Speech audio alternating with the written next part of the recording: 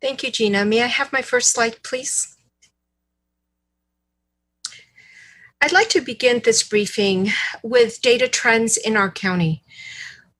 The Public Health Department, we are closely monitoring vaccination data to ensure that vaccinations happening in our county are equitable.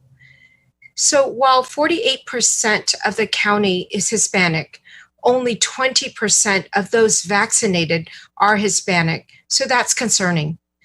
There are other similar concerning trends among communities of color. Santa Barbara County Public Health Department is committed to working to ensure all residents have access to COVID-19 vaccine.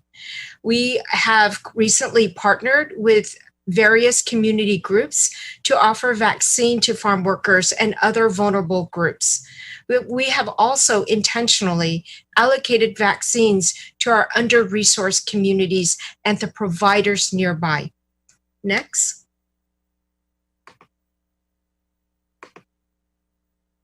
This graph describes our vaccination rate.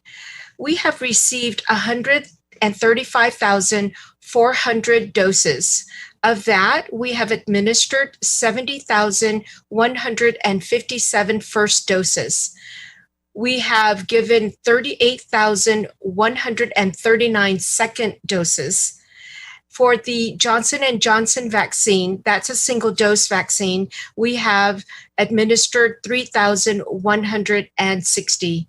Altogether, we have administered 82.4% of the doses of the allocation that we have received.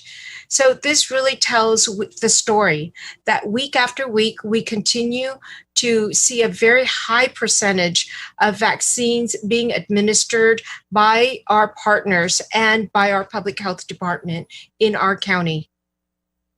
The remaining doses, so you see 82.4%. So I want to note that the remaining doses are slated for clinics happening in the next few days.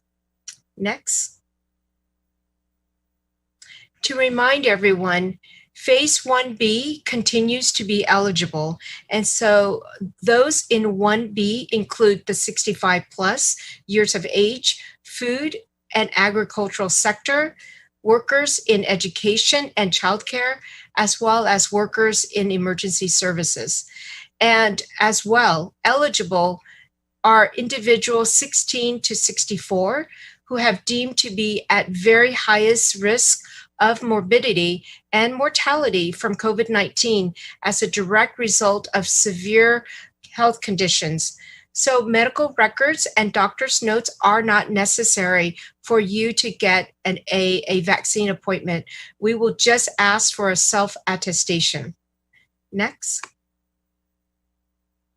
With regards to vaccine distribution, appointments available at public health vaccination sites on Monday for clinics on March 23rd, March 24th, and March 25th for the agricultural and food service workers, as well as emergency services. These appointments will be available at 9 on Monday.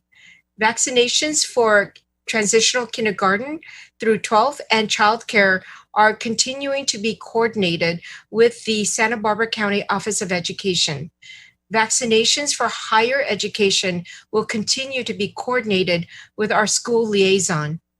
The hospitals, pharmacies, and primary care partners will continue to serve persons 16 to 64 years old with severe health conditions, as well as the 65 plus community members. We do anticipate a significant increase in vaccine allocation next week, and more details will be shared next week. Next. As you may have heard, we are finally in the red tier. So we are enjoying the opening of various businesses and places in our county, and our eyes are now on the orange tier. But we really need to focus and adhere to our precautions, our health precautions, so that we can continue to see a decrease in case rate and testing positivity. That's the only way that we are going to get to the orange tier. Next. So to get there, we all need to do our share. Please continue wearing your mask. Please continue to social distance and get tested. And with the last bit, please continue to limit your gathering, especially around spring break and especially around spring holidays. If you gather, keep it small and keep it outside and keep it short. Thank you.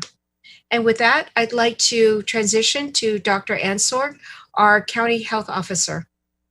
Thank you, Director Dorenoso. Good afternoon, everyone. We are really glad that our high school sports have been allowed to occur again. Given the high contact between team members and their opponents, water polo and football in particular are sports that cannot be played while wearing a mask, and they can lead to widespread transmission of the coronavirus.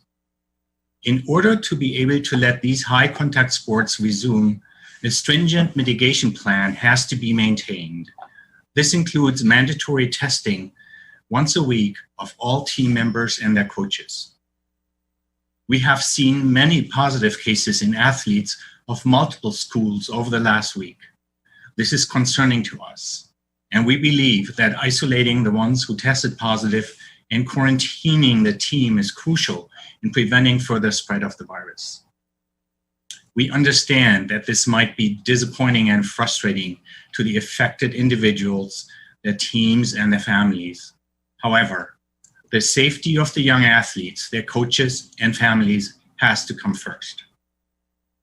Given the very high positivity rate in our local sports teams, we find it necessary to continue with weekly testing for these high contact sports for the time being.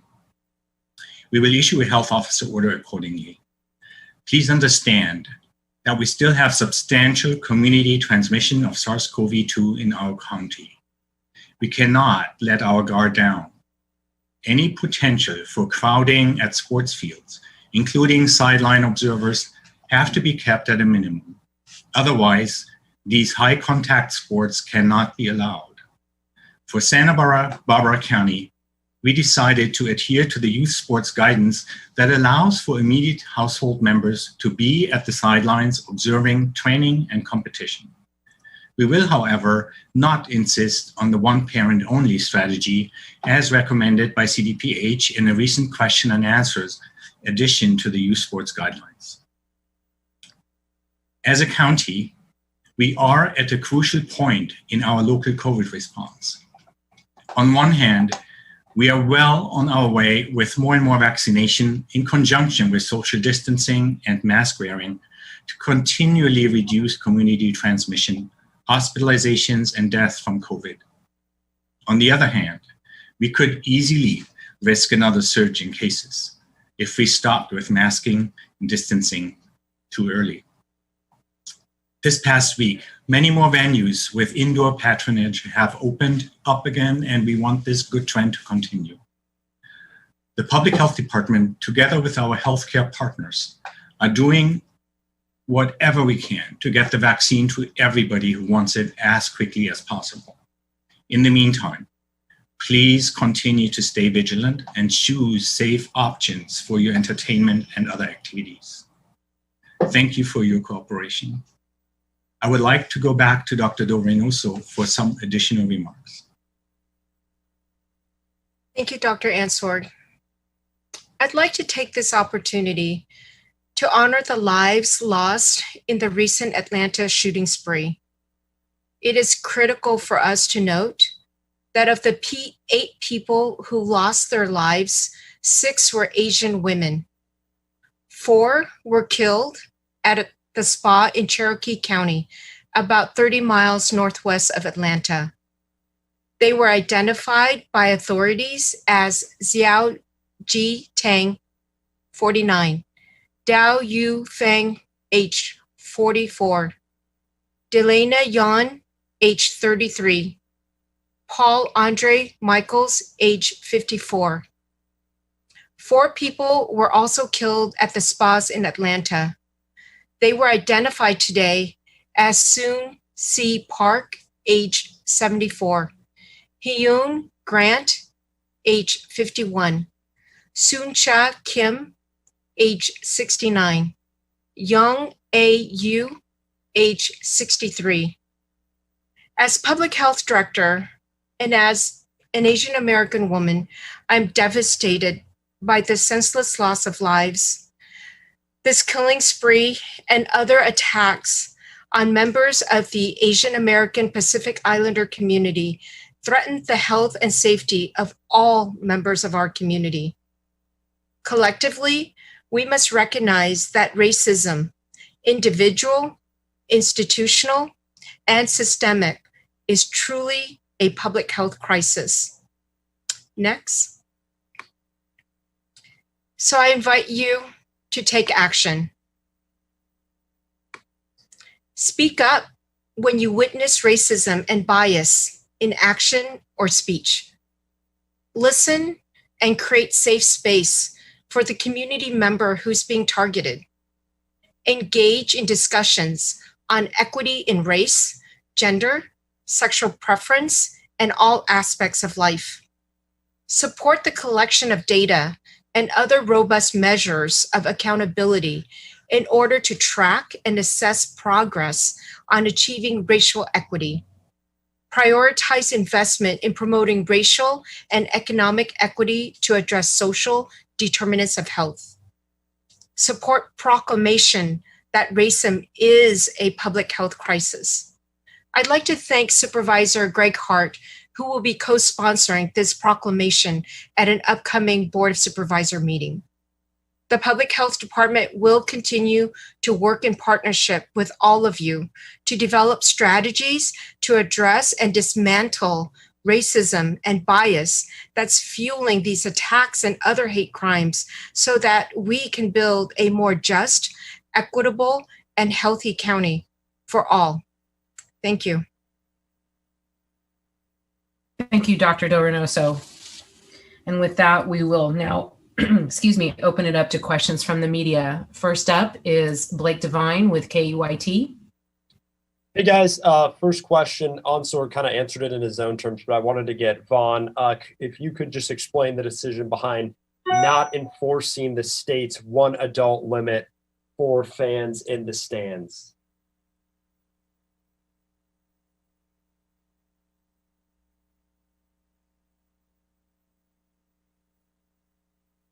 Blake, great question. We reviewed the state's guidance, and unfortunately, it didn't make sense to us either. And so we reached out to the state.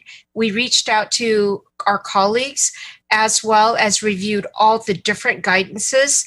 And as Dr. Ansork shared, we are guided by other guidances, such as live performances, such as outdoors activity, and concluded that at this point in time, with social distancing, with the observers being in a single household, safeguarding the social distance, that it is a low risk activity. Makes sense to me. My next question could go to Dr. Onsorg. You mentioned that there's a high positivity rate for local sports teams. Can that be attributed to the fact that they're getting tested more frequently than they would have been? Or is it because they're in contact with all their other athletes and coaches that they weren't before? And how concerning could this be with us trying to get in the orange tier with our numbers, trying to stay a certain way with more people testing positive in the athletics? Yeah, Blake, I think you answered your own question quite correctly. It is because we are testing more, and understand that especially in the young age group, a lot of positive cases are asymptomatic or have minimal symptoms, so they feel perfectly fit and healthy, and that is not unheard of. And so that is also why it spreads so fast and easily among the younger generation, who is just more socializing, and especially when you play high contact sports like water polo and football. Obviously, with training and games going on, you will have a lot of contact, close contact, while you're breathing heavily with exerting yourself. And I think that's the reason. On the other hand, I do not believe that this is such a huge amount of positive cases that it would actually stop us from getting our case rates down. I don't think it's to that extent. It's just looking at, that in just 1 week of testing, we had so many cases in various different schools. It's not just one area, that we just felt strongly that it would be safer for everybody if we continued with the testing for the time being. And then last question for me, obviously we reopened in the red tier this week. St. Patrick's Day was a day later. A lot of people went out. And then this weekend, March Madness, going to be a good amount of people at the sports bars watching UCSB in particular. What would be your message to people that plan on watching the games and going out with us trying to, again, reach the next tier? Yeah, sports bars are absolutely unsafe. You're shoulder to shoulder, having a beer, shouting for your preferred team and so forth. That's absolutely a scenario for super spreading events. So it is also not part of our tier guidance that bars are open. Bars are only open if they serve food and people have to be seated, so to avoid crowding. So yes, all these activities are very dangerous in order because they can simply cause super spreading events. And I would encourage everybody to really be very careful about your behaviors during this time. It's tempting, I understand that, but it's really important to keep your distance and avoid mingling with unmasked people. Awesome. Thank you so much. Thank you, Blake. And next up, we're going to Tom Bolton with NewsHawk.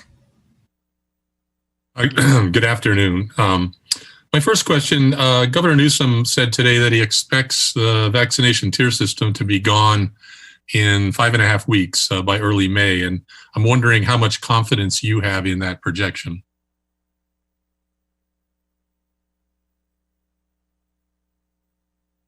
I can take, I'm happy. Either one of you. I think we both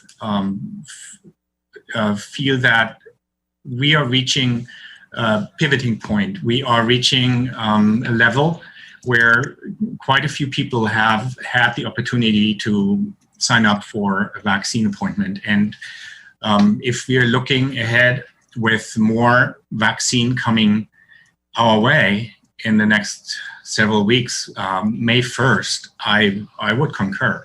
I feel optimistic about that date to open up for anybody who wants it.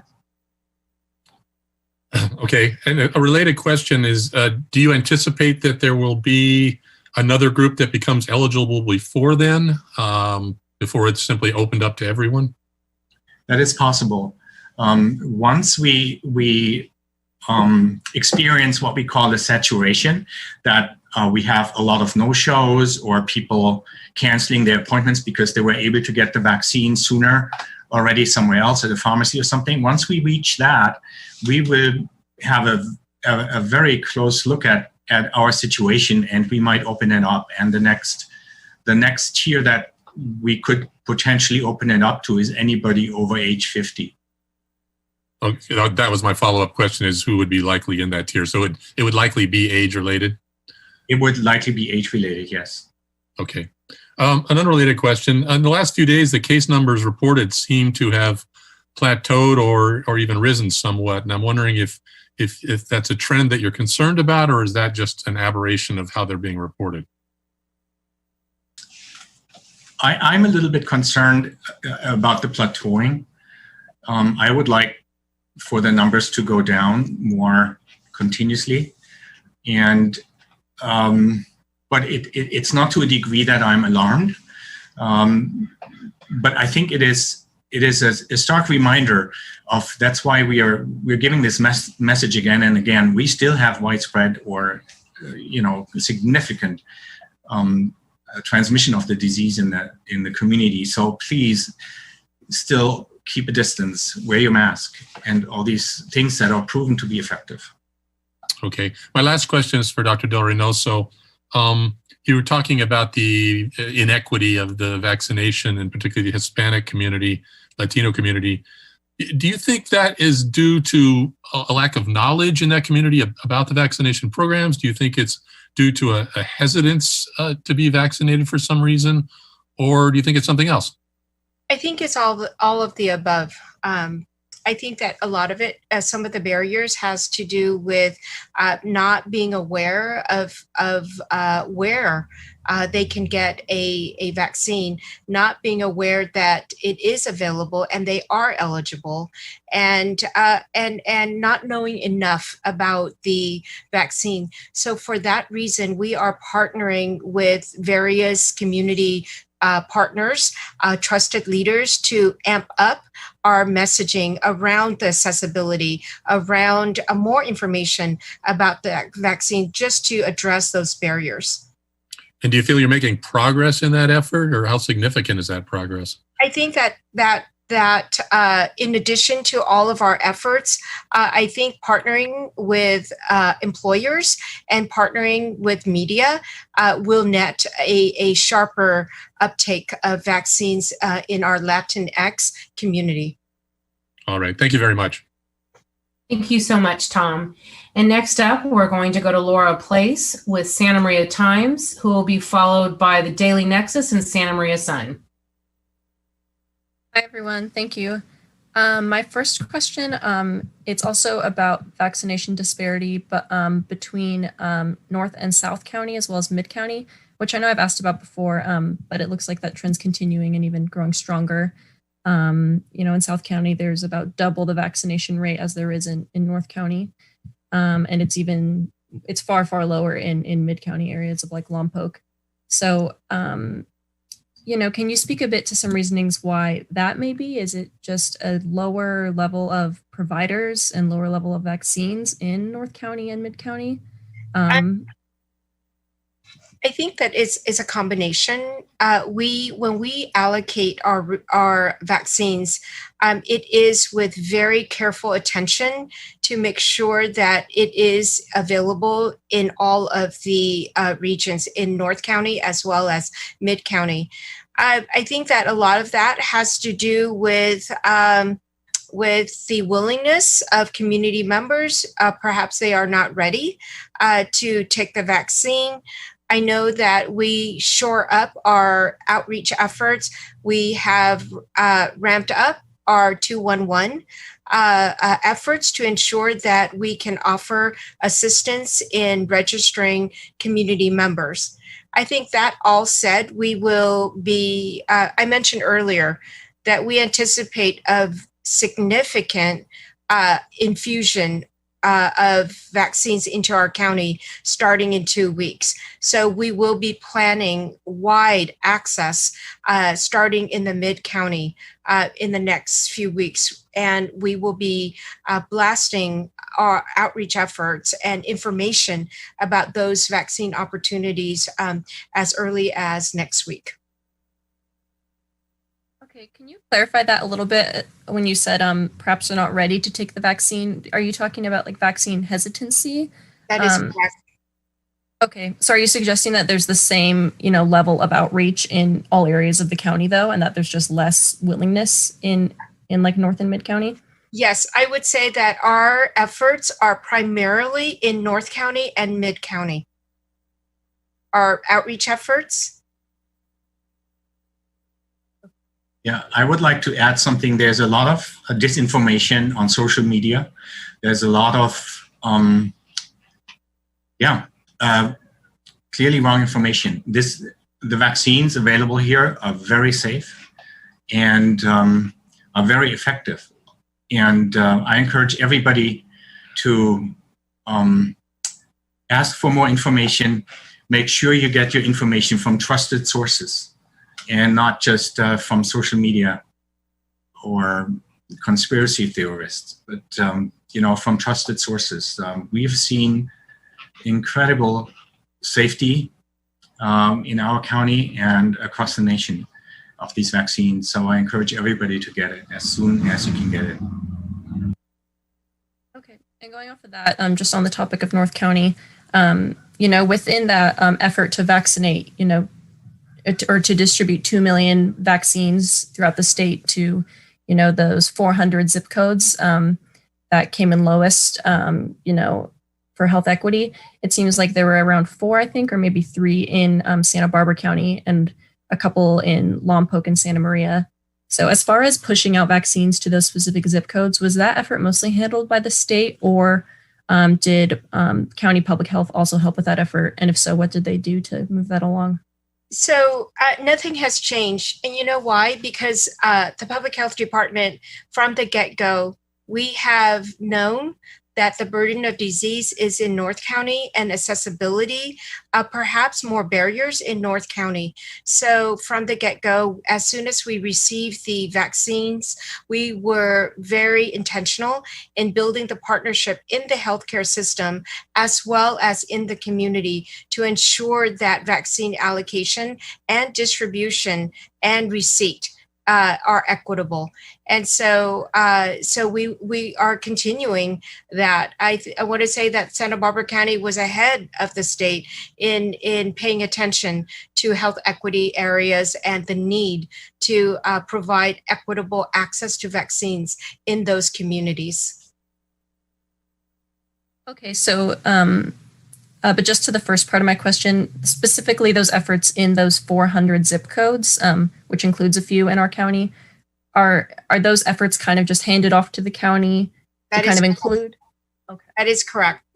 So it is the county's obligation, through the allocation of vaccines, to allocate 40% to those Healthy Places Index first quartile as deemed by the state. And was there any increase, in like additional providers to kind of ramp up that effort in those areas, maybe additional pharmacies, or was it kind of the same level of pharmacies in the hospital, just getting more, kind of having more of a responsibility to just distribute more? So we use our existing vaccine approved by the state vaccine providers, and increasing allocations to them as we receive from the state. Thank you for clarifying that. One last question. As far as the variants, cases of variants that popped up in our county that were reported earlier this week, have there been any others detected by the CDC through contact tracing efforts, or is it still just those 2 in our county that have been identified? Yes, I'm happy to speak to that. You are right. 2 carriers of the UK variant were identified. They were identified because of an ongoing monitoring program that is in place, run by the CDC nationally. And they look for PCR positive samples that follow a certain pattern that makes them more likely to be a UK variant. And then those samples get automatically transferred to a sequencing lab. And that's how this happened. So those were not particularly ill people or people who were getting reinfected. Those were just routine tests that were done because their PCR test pattern looked a little bit suspicious for this, and sure enough, they had this virus. They were ill 4 weeks ago because it takes a long time to get this whole genome sequencing done. So we reached out and confirmed that they're doing well, and they are way through their isolation period, and there's no further threat with regard to public health. Okay, so no further cases have been identified then so far? Not so far, exactly. Okay, thanks so much for taking all those questions. Thank you, Laura. And next, we're going to Atmika Iyer with the Daily Nexus. Hi. So I know that during the winter surge that the United States was generally just a few weeks behind Europe with their surge of cases. Do you think that's applicable currently as well, seeing that Europe is seeing another rise in their cases? Well, that is our concern, and that's why I said earlier in my remarks that we are at a critical point here where we have to not let our guard down. We have to continue with mask wearing and social distancing, and we have to get as many people vaccinated as soon as possible. That is the big difference between Europe and us here. We have much more vaccine. We are so much further ahead of getting people vaccinated compared to Europe. In addition, in Europe, this UK B117 variant of the virus is rampant. It's the main type, and it spreads faster. Fortunately, we don't have this situation locally. Our California version of the mutated virus apparently is as quick or almost as quick as this UK variant, and therefore the UK variant has not been able to outrun this California variant. So it's a blessing in disguise, maybe, that we had our own variant develop here locally.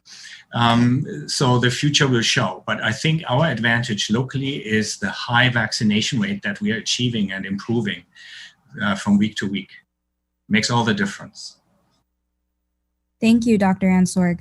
My next question is, April 3rd is Deltopia weekend, and as the unsanctioned rampant event that it will likely invite a lot of people from outside the county, as it usually does, as well as a lot of people within the county. And last night, the Isla Vista Community Services District alternative plan was deemed possible to increase transmission and was voted down. Considering all those factors, does the county have a plan in place to address the incoming event? Will there be more public officers there? Will there be more law enforcement? What's the general plan? The general plan is partnership with between the county, between the city, and between UCSB and the Isla Vista community.